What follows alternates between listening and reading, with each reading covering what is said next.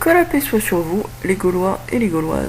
Petite vidéo nocturne pour vous annoncer que aujourd'hui, enfin c'était hier 1er décembre 2020, j'ai enfin vraiment découvert à 100%, ou on va dire 99,9%, qui sera le Mahdi.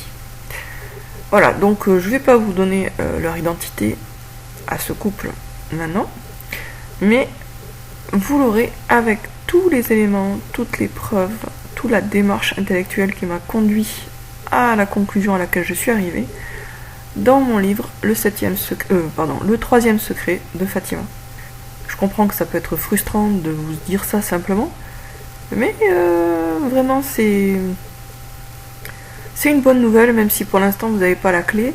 C'est une bonne nouvelle parce que les choses se mettent en place et le fait que je sache qui ils sont avance le plan de Dieu, puisque je vais pouvoir divulguer dans quelques temps, dans quelques années, mais pas dans beaucoup d'années, cette information avec tous les éléments de preuve.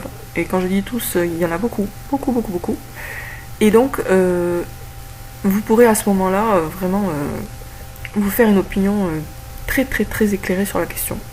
Donc là, ce que je fais, c'est une espèce de promotion des années à l'avance pour un livre dont l'écriture est en cours et qui est le 4e secret de Fatima. C'est pas dans un but commercial du tout que je vous parle. Je ne compte pas m'enrichir avec ce livre. Il sortira... Bref, voilà. Donc vous aurez tous les éléments que moi j'ai trouvés, et il y en a beaucoup, pour évaluer vraiment la valeur de mon hypothèse, qui est, je pense, la plus solide de toutes sur l'identité du Mahdi. Je pense pas là maintenant, à ce stade, que quelle que soit l'autre proposition, elle puisse être plus crédible et plus solide que celle à laquelle je suis arrivée moi. Ça me paraît impossible. Après, je vais continuer de toute façon mes recherches, c'est pas du tout fini. C'est pour ça d'ailleurs que le livre n'est pas terminé. Mais plus le temps passe, plus ça se consolide, plus ça se vérifie, plus les éléments se rassemblent et convergent dans le même sens. Donc je pense que ça va continuer à aller dans ce sens-là. Et le temps révèle toute chose, surtout quand on est du genre à chercher, à creuser comme moi. Et en fait, ce qui s'est passé pour moi, pour bien d'autres sujets, quand par exemple j'ai creusé, je suis tombée sur le fait que Freud avait commis des meurtres. J'ai creusé, je suis tombée sur le fait que la Terre est plate. Donc comme ça, j'ai creusé dans plein de domaines et chaque fois je suis arrivée à des certitudes qui étaient ou qui sont encore d'ailleurs des secrets. Des secrets que j'ai réussi à déterrer. Pareil pour Tariq Ramadan. J'ai creusé dans ses livres et j'ai découvert sa participation à des messes noires. Donc en fait, je suis quelqu'un qui creuse vraiment, très profondément les sujets. Et là, ce sujet-là, je l'ai creusé... Enfin, j'ai pas fini de le creuser, mais je l'ai déjà beaucoup creusé et je vais continuer. Donc, je vous donnerai bien sûr des petits éléments, comme je fais depuis un bon moment maintenant avec les vidéos. Je vous donnerai pas ma conclusion, mais je vous donnerai des éléments. Comme je fais d'ailleurs, par exemple, tout à l'heure avec la vidéo sur le grand monarque, celui qui vient des ténèbres.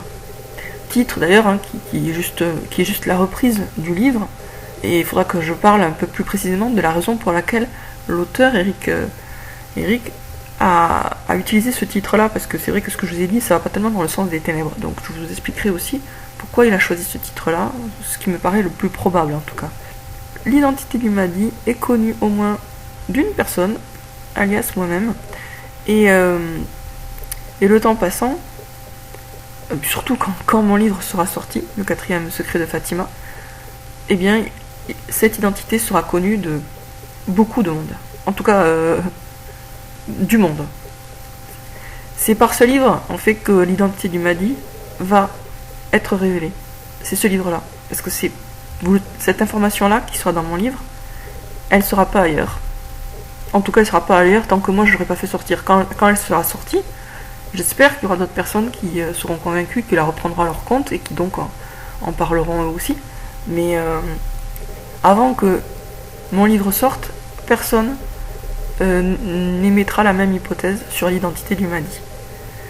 Donc je vous confirme aussi, en tout cas ça me paraît très logique et très plausible, que la venue du Mahdi, c'est d'ici 2027, donc il reste 7 ans.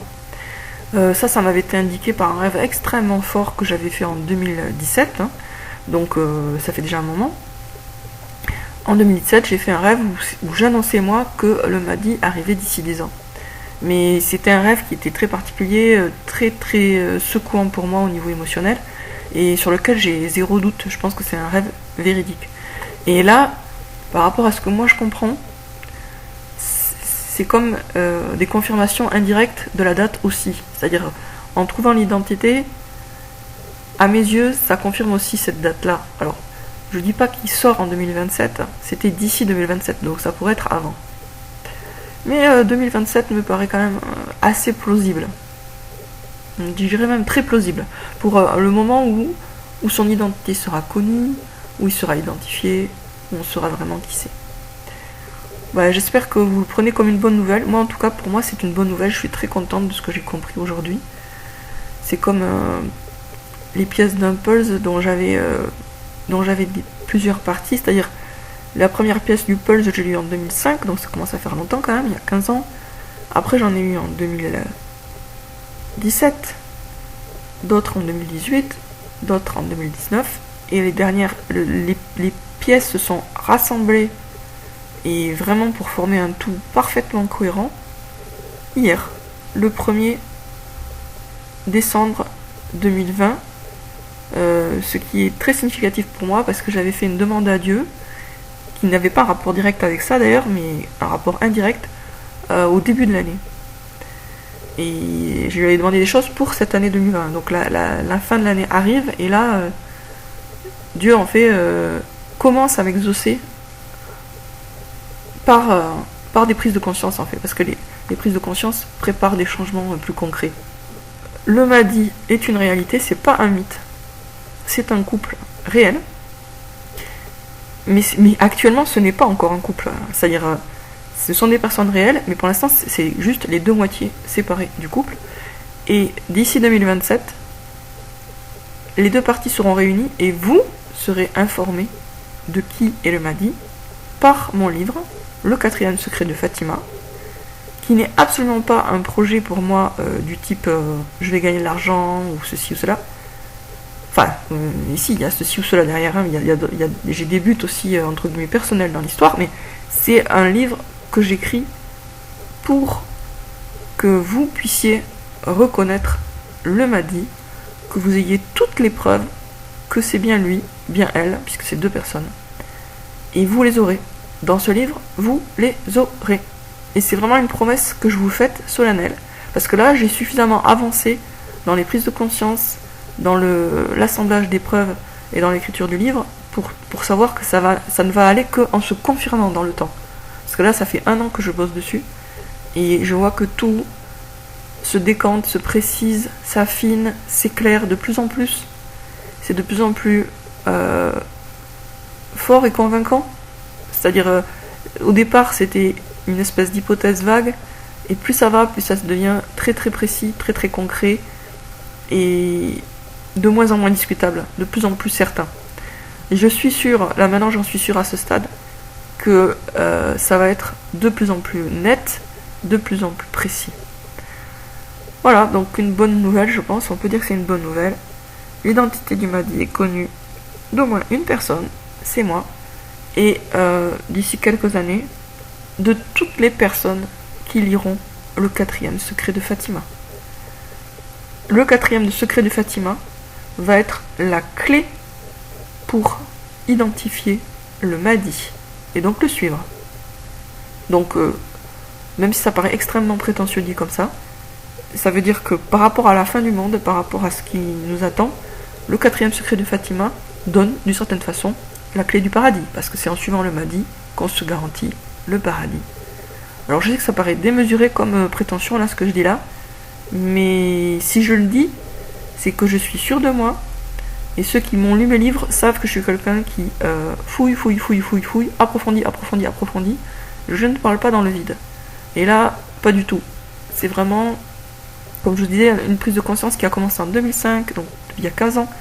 Et là, ça y est, les 6 pièces du puzzle, ou les 5 pièces du puzzle se sont rassemblées pour faire une seule image.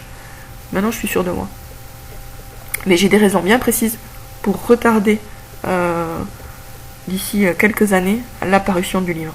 J'ai des raisons majeures, vraiment.